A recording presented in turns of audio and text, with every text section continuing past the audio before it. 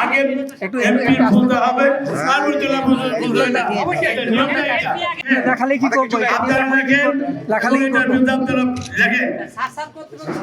যেটা ঘটছে সেটা লিখতে হবে। আচ্ছা, একটু যেটা অন্যায় করছে মানে রাতে এই নিয়মকে আমার জেলা বিএনপি ক্রীড়া সংগঠন আচ্ছা, এটা দিয়ে- সে বলে জানে না, যে জানে না তাহলে ওই চেয়ারে তাদেরকে কেন রাখা হয়েছে? মানে 12টা 1 মিনিট যে ঘটনাটা জি জি জি, সে লাস্টে যখন বলা হলো এই আসো না। ভাই, দাঁড়াও, একটু দাঁড়াও।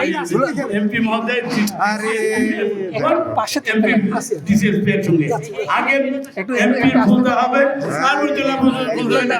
এটা নিয়মটা এটা। এদিক দিয়ে দোলা এদিক দিয়ে এদিক দিয়ে। জেলা পরিষদ নিজে বলেছিল জি জি জি, এবং তারা কন্টিনিউ মাইকিং করতেছিলেন।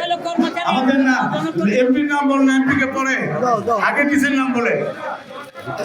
এটা আপনারা দেখেন ভাই, আমি আগামী কালকে আপনাদের পেপারে আমি দেখতে চাই, কালকে আমি ওখানে বসবো, এইটা জবাব আমি নিব যেটা কেমন করে হয়েছে।